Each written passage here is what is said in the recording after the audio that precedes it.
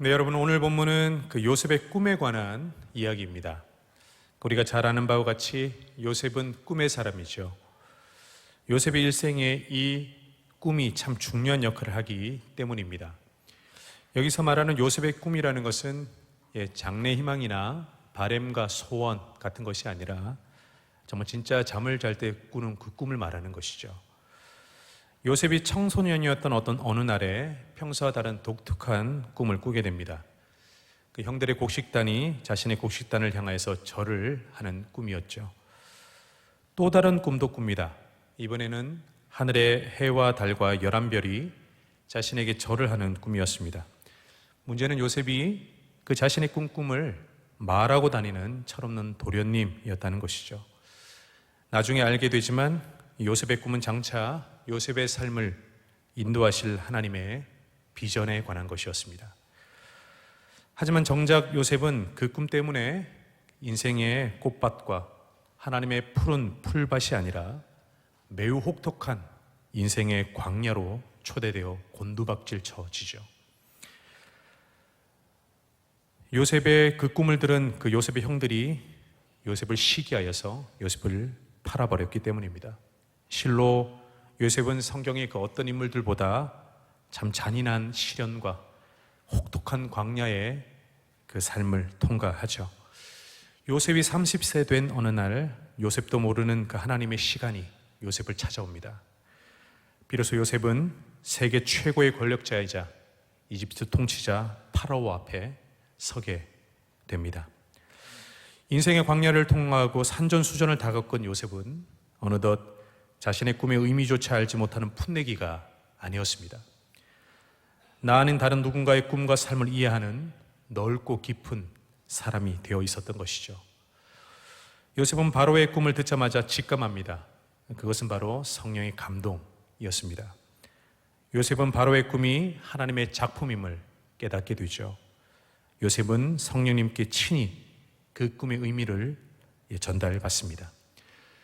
요셉이 성령님을 통해 깨닫게 된 바로의 꿈의 진위는 바로 이것이었습니다. 이집트와 지중해 동편, 찬란한 메소포타미아 문명 그 전 지역에 곧 재앙이 임한다는 것이었습니다. 먼저 7년의 풍년이 있을 것이다. 하지만 7년의 흉년이 그 풍년을 집어 삼킬 것이다. 성령님은 요셉에게 꿈을 해석하는 능력 그것만 주신 게 아니었습니다. 요셉에게 지식과 지혜를 더하셔서 그 흉년에 대한 해결책도 함께 주셨던 것이죠. 이집트의 파라오는 이 요셉의 지혜와 위기관리 능력에 탐복하면서 그 자리에서 요셉을 이집트의 제2인자 총리로 삼고 정권을 일임하죠. 시간이 지나서 바로의 꿈대로 정말 풍년이 끝나고 흉년이 시작되었습니다. 양식을 비축한 이집트는 흉년에 흔들리지 않았을 뿐더러 양식을 사러 온 민족과 나라들의 그 불을 쓸어 담기 시작했습니다. 그리고는 세계 최고의 초강대국으로 거듭나기 시작하죠. 총리가 된 요셉은 아마도 그 순간까지 자신을 총리 되게 하신 그 하나님의 뜻을 다 알지 못했을 것입니다. 그저 늘 하던 대로 성실하게 정직하게 자신의 소임 그 총리를 감당할 뿐이었고 가끔 고향의 아버지의 생사가 걱정될 뿐이었겠죠. 그러던 어느 날에 요셉의 형들이 이집트의 양식을 사러 오게 됩니다. 요셉의 형들은 요셉을 몰라봤지만 요셉은 한눈에 그들이 바로 자신을 팔아먹은 형들이라는 것을 알아채죠. 요셉은 형들을 시험하기로 합니다. 이 인간들이 아직도 자신의 형제조차 팔아치워 먹어버리는 잔인하고 무정한 사람들인가? 요셉은 굳이 그 하나를 확인해 보고 싶었던 것이죠. 어쩌면 이것은 요셉의 형들에 대한 일말의 자비였고 요셉의 내면의 그 치열한 싸움인 동시에 하나님의 시험이기도 했습니다. 다행히도 형들은 바뀌어 있었죠. 형들 중에 요셉을 누구보다 싫어했고 죽이고자 했던 그 유다라는 형이 180도 달라져 있는 것을 요셉은 확인합니다. 유다 형은 요셉 앞에서 요셉을 팔아본 자신의 과거를 후회했고, 그로 인해 아버지 야곱에게 준 상처를 심각하게 후회하고 있었습니다. 그리고 유다 형은 요셉의 친동생인 베냐민에게 요셉 대신에 형과 보호자가 되어 주었고, 또 베냐민 대신 내가 노예가 되면 되었지 베냐민은 절대로 줄 수 없습니다, 요셉 앞에 맹세하기까지 합니다. 하나님은 그 오랜 시간 동안 요셉을 만들어 가셨지만 동시에 유다 형도 바꾸어 놓으셨던 것이죠. 그 유다 형의 변한 모습과 베냐민을 향한 그 마음에 요셉이 참았던 감정이 폭발합니다. 그 자리에 있었던 모든 이집트 사람들을 다 물리고 형들 앞에서 대성통곡하죠. 자신이 요셉임을 형들에게 밝힙니다. 그리고 형들에게 이렇게 고백합니다. 창세기 45장 4절에서 8절 말씀인데요, 제가 한번 읽어드리겠습니다. 요셉이 형들에게 이르되 내게로 가까이 오소서. 그들이 가까이 가니 이르되 나는 당신의 아우 요셉이니 당신들이 애굽의 판자라. 당신들이 나를 이곳에 팔았다고 해서 근심하지 마소서. 한탄하지 마소서. 하나님이 생명을 구원하시려고 나를 당신들보다 먼저 보내셨나이다. 이 땅에 2년 동안 흉년이 들었으나 아직 5년은 밭갈이도 못하고 추수도 못할지라. 하나님이 큰 구원으로 당신들의 생명을 보존하고 당신들의 후손을 세상에 두시려고 나를 당신들보다 먼저 보내셨나니 그런즉 나를 이리로 보낸 이는 당신들이 아니요 하나님이시라. 하나님이 나를 바로에게 아버지로 삼으시고 그 온 집의 주로 삼으시며 애굽 온 땅의 통치자로 삼으셨나이다. 아멘. 여러분, 우리는 이 대목에서 요셉이 그토록 모진 인생의 광야를 잘 헤쳐나왔지만 그럼에도 불구하고 요셉이 자신을 팔아치운 그 형들을 온전히 용서하지 못했다라는 것을 발견합니다. 자수성가하여 총리가 된 요셉이지만 그 마음과 내면은 아직도 자신의 과거와 자아와의 치열한 전쟁터였던 것이죠. 하지만 요셉이 변화된 그 형들과 유다 형의 지나온 삶 속에서 하나님의 얼굴을 발견하자 요셉의 마음에 은혜가 스며듭니다. 요셉은 그때야 비로소 형들을 용서할 수 있었고 요셉의 광야가 완전히 통과했음을 말해주는 팡파레가 그 순간 울려 퍼지게 되었던 것이죠. 사랑하는 여러분, 여러분도 잘 아시겠지만 이토록 용서는 참 어렵고 힘든 것입니다. 이 용서라는 게 어쩌면 인간의 힘으로 할 수 있는 것인가 우리가 참 되묻고 싶기도 하죠.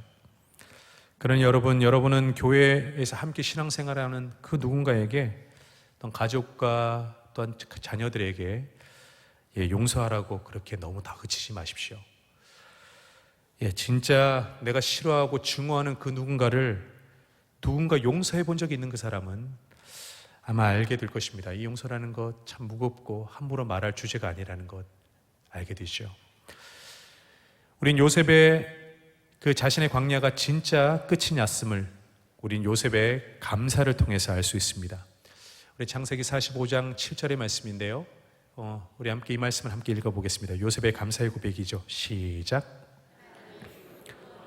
당신의 생명을 보존하고 당신들의 후손을 세상에 두시려고 나를 당신들보다 먼저 보내셨나니. 아멘. 여러분, 요셉의 이 감사와 고백은 믿음이 없이는 불가능한 것이죠. 믿음도 하나님이 주신 것이고 믿음을 자라나게 하시는 이도 하나님이시니 감사로 우리 인생의 광야의 결승점을 통과하는 그 모든 것이 하나님의 은혜인 줄로 믿습니다. 여러분, 혹시 아직도 여러분의 입술에 불평과 불만이 많습니까? 아니면 사시면서 감사가 더 많아지시나요?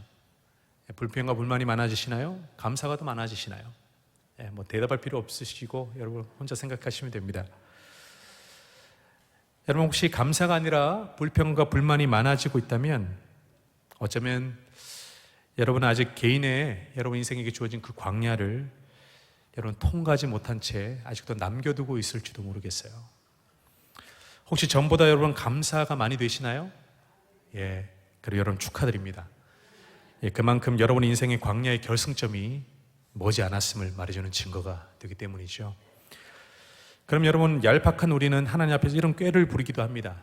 아니, 그러면 나의 인생의 광야와 고난의 끝을 나는 앞당기기 위해서 감사를 더하면 될 것 아닌가? 감사하자. 그러면 인생의 광야가 줄어들 것이고 고난도 앞당겨질 것이야. 근데 여러분, 과연 그러할까요? 때론 의지적 감사가 필요할 때가 있죠. 불평과 불만보다는 의지적으로 우리가 감사하는 것이 훨씬 낫습니다. 하지만 여러분, 우리가 기억해야 할 것이 하나 있다면 하나님은 속지 않죠. 하나님은 속지 않으십니다.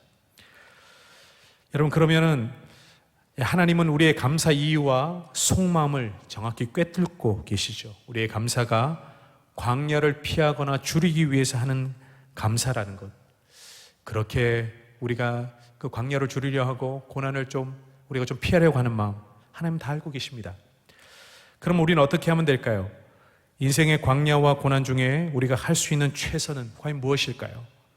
여러분, 하나님께 모든 것을 맡기는 것밖에 없습니다. 그리고 인내하는 것뿐이죠. 내 마음대로 인간적으로 무언가를 하다가 우리 인생이 더 어렵고 더 하나님의 뜻과 멀어지는 것, 그렇게 우리가 만들지 말고 하나님 앞에서 그저 가만히 견디고 인내하면서 믿음을 구하는 것입니다. 사랑하는 여러분, 인생의 광야와 고난의 길이와 그 시간은 우리가 어떻게 할 수 있는 것이 아닙니다. 그리고 무엇보다 인생의 광야와 고난을 피하고 줄이는 것만이 우리의 능산이 아니죠. 하나님은 우리의 인생의 광야와 고난 끝에 반드시 귀한 선물을 준비해 주고 계심을 우리는 믿습니다. 바로의 꿈대로 7년 풍년 후에 7년의 흉년이 찾아오게 됩니다. 이 기근은 아마도 세계적으로, 역사적으로 그 기록이 남을 만한 아마 대재앙이 아니었을까 생각합니다. 바로의 꿈의 의미를 모르는 세계는 아마도 이 흉년 전에 7년의 풍년을 아마도 그저 먹고 즐기고 누렸을 것입니다. 하지만 요셉은 흉년이 다가옴을 알고 있었죠. 지금의 이 풍년이 흉년을 위한 풍년이라는 것을 요셉은 알고 있었습니다. 그래서 요셉은 흉년을 준비합니다. 7년의 풍년을 마냥 누리며 감사하지만은 않았던 것이죠. 여러분, 이런 생각을 해봅니다. 왜 이 7년의 흉년이 그토록 치명적이었을까? 왜 7년의 흉년이 그토록 힘들었을까 하는 것이죠. 여러분, 왜 당시에 7년의 흉년이 전 세계적인 대재앙이 되었을까요? 여러분, 이유는 생각보다 간단합니다. 흉년 전에 7년의 풍년 때문이었죠. 여러분, 계속되는 흉년 중에 이어지는 흉년은 그리 치명적이지 않습니다. 이전 흉년이 지금의 흉년에 대한 교훈을 주고 인간은 나름 환경에 적응하기 때문이죠. 하지만 여러분, 풍년을 경험한 후에 흉년은 전혀 다른 상황이 펼쳐집니다. 죄로 망가진 인간의 본성은 육체의 편리함에 노예이죠. 한 번 맛본 편리함과 욕망의 쾌감은 영혼에 깊이 새겨집니다. 인간은 누구라도 희생을 싫어하고 불편을 좋아하지 않습니다. 인생의 광야와 고난을 두려워하고 불편해합니다. 솔직히 우리는 불편해하죠. 7년의 풍년은 분명히 축복이었지만 흉년 전의 풍년은 축복만이 아니었습니다. 여러분, 저는 처음 우리 친양교회를 부임한 뒤에 저희 지인들과 또한 청년 리더들에게 이런 말을 참 자주 했던 경험이 있습니다.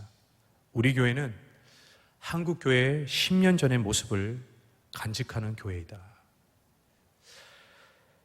제가 경험한 신양교회는 한국 교회의 이전 세대의 부흥의 마지막 그 불시에 온기를 간직한 아름다운 교회와 공동체였습니다. 그것은 제 기억 속에 어림잡아 10년 전에 한국 교회의 그 모습이었어요. 청년들도 한국 교회 10년 전에 그 모습을 고스란히 간직하고 있었습니다. 여러분, 해마다 다가오는 여름에 그 무엇보다도 교회 사역, 수련회와 여름 수련회, 이전 세대들이 어떻게 사역했습니까? 거기 우선순위를 두고 두세 개 수련회 혹은 4-5개 수련회를 거침없이 소화하고 휴가도 반납하고, 그죠? 오히려 청년들과 학생들은 부모님에게 공부 좀 해라, 교회가 전부가 아니다, 그 어른들의 걱정과 조언을 잔소리로 들었던 그 시절이 바로 10년 전의 한국교회의 모습이었습니다. 10년 전에 한국교회는 교회마다 아직 예배와 찬양과 기도가 뜨거웠고 하나님을 향한 눈물과 외침이 남아있었죠. 교회 공동체와 성도와의 교제와 형제 자매와의 그 만남은 하나님 아버지의 품이었고 가족이었고 가정이었습니다. 여러분, 그 청년들은 지금 교회에서 여러분 구역 모임을 해요. 제가 한번 집에서도 이렇게 구역 모임을 해보라, 그렇게 제가 옛 향수에 젖어서 한번 조언을 해보면 그게 절대 안 된다는 겁니다. 이제 집을 이제 오픈하기가 싫은 거죠. 시대가 바뀐 겁니다. 여러분들은 어디에서 구역 모임 하셨나요? 다 가정에서 식사하고 다 구역 모임 그렇게 하셨죠, 그렇죠? 여러분, 한국교회 10년 전의 모습이 우리 신양교회에 남아있음을 저는 보았습니다. 여러분, 우리 신양교회에는 오늘날 한국교회가 그토록 그리워하던 10년이라는 시간이 우리에게는 절약되어 있습니다. 우리는 아직 풍년의 때를 살아가는 것 같습니다. 하지만 우리 교회도 머지않아 다른 교회들처럼 흉년을 맞이하게 될 것입니다. 여러분, 제가 새벽 설교 때 나눈 내용이기도 한데요, 아시다시피 저는 지난 일주일 동안 청년들과 함께 캄보디아를 다녀왔습니다. 캄보디아의 수도는 푸놈펜이라는 도시입니다.